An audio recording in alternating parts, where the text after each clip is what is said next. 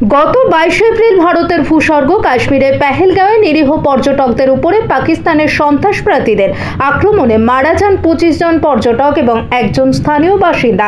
এরপরে ভারত সরকারের পক্ষ থেকে সিঁদুর অপারেশন চালানো হয়।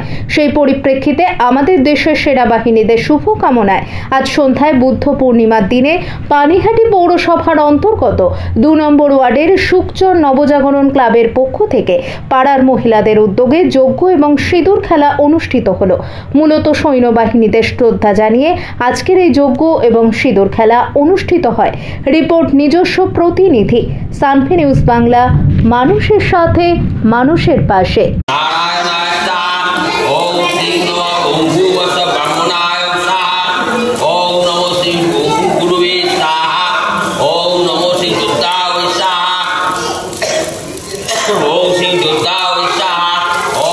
भारत माता